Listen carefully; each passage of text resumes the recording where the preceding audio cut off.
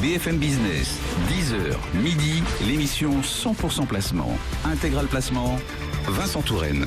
Allez, 10h32, on passe au match des traders avec Jean-Louis Cussac, trader pour compte propre chez Perceval Finance, et Laurent Albi, qui est aussi avec nous ce matin, responsable Day Trader Live chez Day by Day.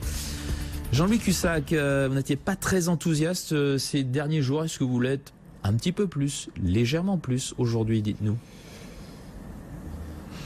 Pas du tout, Vincent, mais attention, pas d'enthousiasme au niveau de l'activité. Maintenant, sur le marché, je suis toujours plutôt acheteur. Très bien. Mais sans espoir d'aller bien loin. Et d'ailleurs, le marché nous le montre, il évolue autour des 5002, sans aucune conviction, sans aucun achat des gérants, sans vente non plus, vous me direz. Mais c'est vrai que ce matin, on a quelques réactions un peu négatives. Il y a Target qui perd moins 4,85, ça vous l'avez dit, Sartorius, moins 6, légèrement en dessous des attentes, les chiffres, Valeo, moins 4, un petit peu en dessous des attentes. Bon, ça reste ciblé, mais c'est vrai qu'il y a quand même quelques valeurs qui sont un peu fracassées. Bon, c'est pas non plus méchant. Donc là, aujourd'hui, vous avez à midi l'échéance des options sur le Rostox. Après, vous avez le DAX aussi, option à 13h. Et puis, CAC 40, 16h, option future. Donc, on aura un petit peu de volume à ce moment-là, mais pas trop d'illusions. C'est pas une grosse échéance, juillet, donc il ne devrait pas se passer grand-chose. Donc là, on est vraiment, si vous voulez, amarré à étal, 5200. Tenter d'acheter, pourquoi pas, sur des petits replis vers 5180 pour revendre vers 95. Et puis, si jamais on commence à s'installer sur et au-dessus de 5002, 5205, on peut aller rechercher les 5230, comme on l'a fait à plusieurs reprises. Mais à force quand même qu'on ait ces portes de saloon, le marché, même là, il s'épuise. C'est-à-dire qu'il y a plus personne, moins il se passe de choses, moins on est tenté de tenter quelque chose. Donc, vraiment un marché sans intérêt.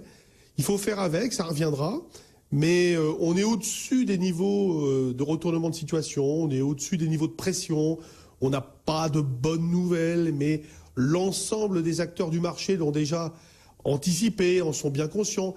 Si vous voulez, on est dans un marché où il ne peut pas y avoir de vraies surprises, même négatives. Bon, à toute chose égale par ailleurs, évidemment, s'il se passe un événement grave quelque part, c'est autre chose. Mais vous voyez, on est là dans l'inquiétude, les paris sont faits, on attend. Et vraiment, je pense que ça peut encore durer, ça dure depuis un bout de temps et ça peut encore durer. Et dès le départ, je me disais peut-être que d'ici septembre, on n'aura pas grand-chose. Donc pour l'instant, en tout cas, c'est bien parti dans cette direction. Laurent Albi, vous qui êtes avec nous chez Day by Day, comment voyez-vous les choses ? Bon, écoutez, je suis assez d'accord. On est dans une phase de consolidation maintenant qui dure depuis le mois d'avril. C'est un canal baissier. On est allé chercher sur l'indice le support à 5130 points. La réaction acheteuse a été un petit peu décevante, puisque c'est vrai qu'on a rebondi, mais il n'y a pas vraiment d'appétit pour les actions françaises qui se dégagent pour le moment.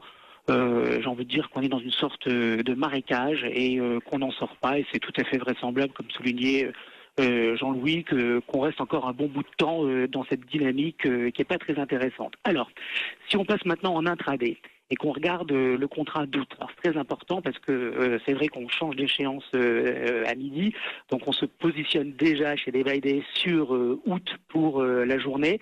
Il y a une petite zone de résistance à 5201 points qui a été travaillée depuis hier fin d'après-midi, et on est revenu dessus et on a l'impression peut-être qu'on va avoir un franchissement. Alors si c'est le cas, ça veut dire qu'on peut avoir un tout petit peu de pression acheteuse qui pourrait refaire venir les cours vers 5222, 5230, et on peut prendre comme ça quelques points dans la journée. Alors moi je serais plutôt d'avis d'attendre la confirmation du breakout, parce que c'est tellement mou et tellement statique qu'on peut tout à fait rester sur les niveaux actuels. Mais si on avait un franchissement, alors on aurait peut-être une opportunité, petite opportunité, je vous l'accorde, pour accompagner un petit mouvement haussier d'environ 25 points.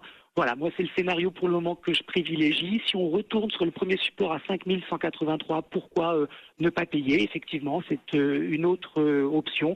De toutes les façons, on va être sur un marché qui va être assez statique aujourd'hui, donc c'est pas la peine de prendre des grosses positions. C'est plutôt des figures de style plutôt que l'idée de s'enrichir grâce au trading en cette période estivale. Parfait, merci messieurs pour ce match des traders. Donc Laurent Albi chez Day by Day et Jean-Louis Cussac chez Perceval.